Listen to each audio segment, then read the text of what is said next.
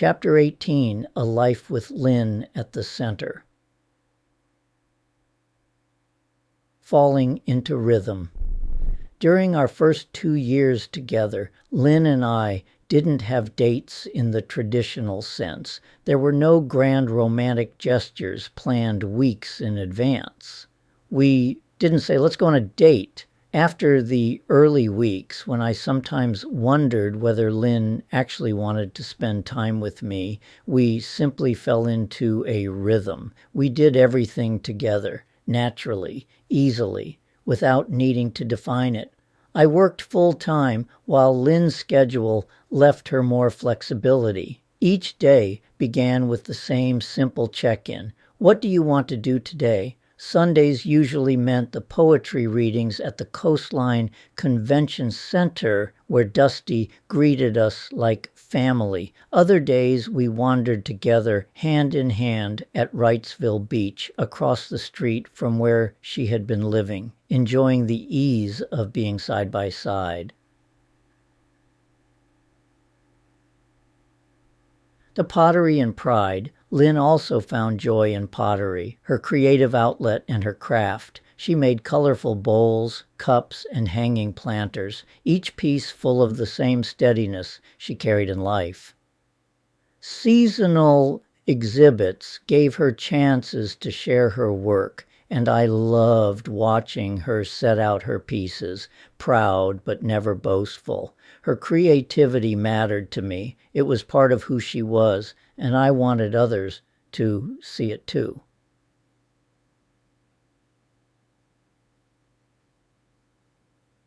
Old wounds. Have you ever had a part of you that still feels alone, even when you are not? If you have ever been invisible, like I was growing up, you may know what I mean. I had gone 18 years without the love and attention every child deserves. The boy who learned to detach in order to survive emotional neglect still lived inside me. Even as Lynn's love surrounded me, that wounded part sometimes rose up in doubt. The miracle of being wanted clashed with the old ache of being unseen. One April, she worked at the pottery booth during the Azalea Festival. I stopped by, hoping for time together, but she was busy demonstrating the craft of pottery. I drifted through the festival alone, past food stands, couples sharing ice cream, children tugging at balloons. The day was bright with spring, yet I felt adrift. Lynn wasn't rejecting me, but the old story in my head, that I was always the outsider, echoed in the laughter around me. That loneliness faded quickly, but it reminded me that my past still lingered, even as love was reshaping me. Yoan Belonging.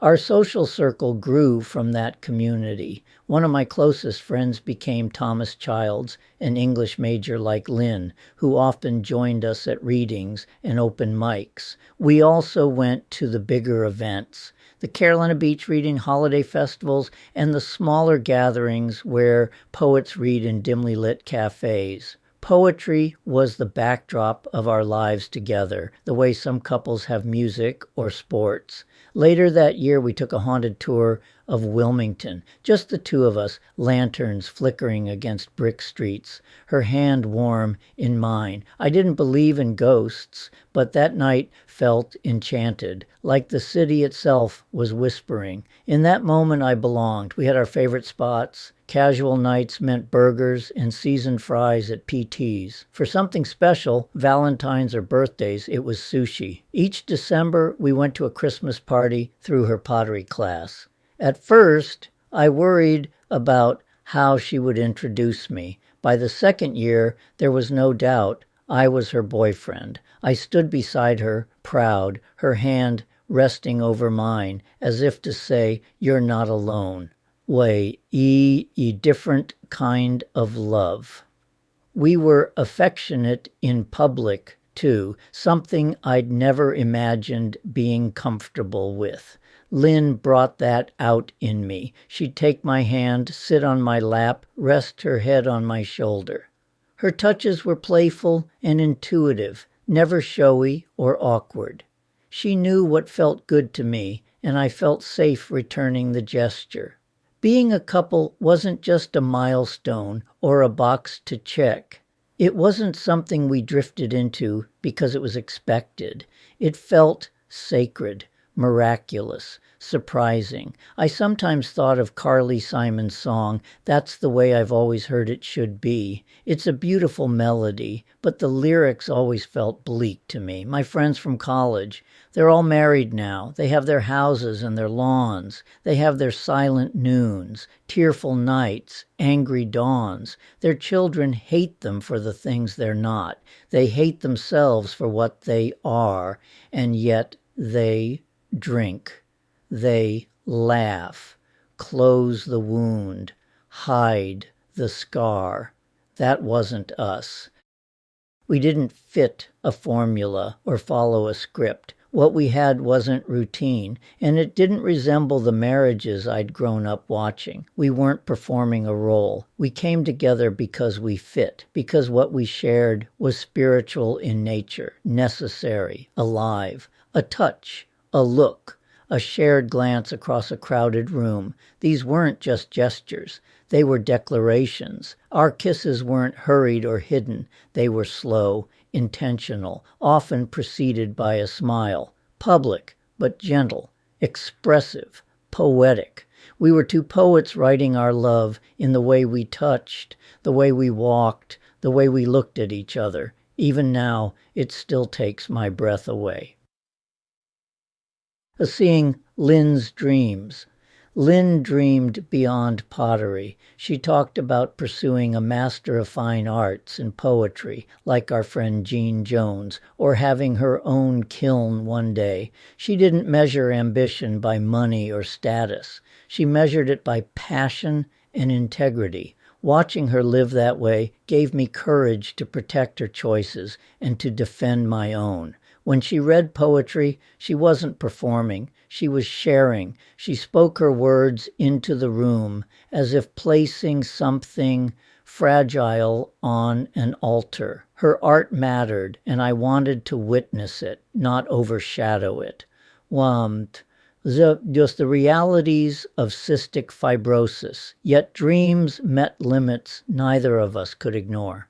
With cystic fibrosis, reliable health insurance was non-negotiable. State coverage placed strict income limits, and marriage would have jeopardized it all. If we legally married, both our incomes would be counted, and the result was simple: denial of coverage, denial of care. There was no middle ground, no premium we could pay to keep access. It was a cruel irony. We wanted the promises of marriage, the recognition, the vows, the belonging, but the system punished us for even considering it. Our love was real, but the law would have made it a liability.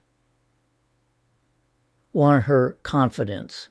Her confidence shaped me in ways I didn't expect. She had a favorite phrase, "That's unacceptable," which she used whenever something crossed a line. She wouldn't be dismissed or disrespected, and slowly I learned to adopt the same resolve. What once would have silenced me, especially with my parents, began to stir resistance instead. I still remember the day I hung up on my mother mid-sentence when her words turned cruel. I had never done that before. Lynn's strength gave me the courage to draw that line. Over time, I actually didn't just hang up. I told my mother, "I am going to hang up now. When you are ready to treat me with respect, we can talk again." Over the years, my mother would protest, "No, don't hang up." It got her nowhere. Every single time I declared it, I followed through by hanging up after telling her I was going to do so. Without exception, regardless of what my mother said, once I said I was hanging up, I would do so. From shyness to celebration, before Lynn, I had never thought of gifts as declarations. But once we became official, once the words "I love you" had entered our rhythm, I wanted the world to know. On Valentine's Day, I walked into a grocery store, roses lined up in buckets near the front. My heart was pounding, not with shyness this time, but with a strange eagerness to be noticed. I caught the eye of the florist and said, loud enough for others to hear, "Hi, I need roses for the one I love, my girlfriend." The words rang out like a proclamation. She asked what I wanted on the card, something that says, "I love you. I'll sign it to Lynn. Love, Bruce."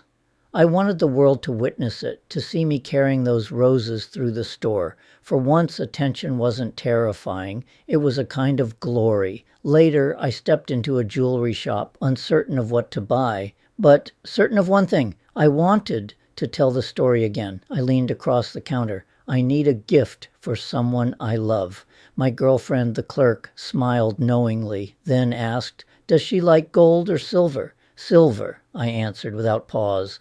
I knew. We studied pieces together until we found the right one, and when I nodded, I could feel my face betraying everything: love, pride, the thrill of being able to say it out loud. Being with Lynn made me taller inside. My shyness had once hidden me. Now I wanted to be seen, even celebrated, for the love I carried. What drew us closer? It was now coming up on 2 full years together, and engagement was a topic that naturally rose between us. Not out of pressure, but out of abundance. We already belonged to each other. Engagement was simply another way of saying yes, again and again. A way to honor what we already knew. Our love was not routine. It was miraculous. It was ours. And of course, we fought. Everyone does, but our arguments didn't leave cracks. They left openings. What mattered was how we found our way back. Toward engagement. As the second year drew toward its close, those small acts of love, even after conflict, made me confident in what we shared. I could feel the arc of healing unfolding inside me. The boy who had once felt invisible was being answered again and again by Lynn's love, wanted, desired, chosen. The Azalea Festival had shown how old wounds could resurface, but each embrace, each hand on mine in public, each word of reassurance made me believe more deeply that I was no longer alone. Engagement wasn't a distant idea anymore. It was becoming the next step, front and center in our minds. It wasn't about proving ourselves. It was about honoring what was already true, that love could transform even the deepest deprivation into belonging.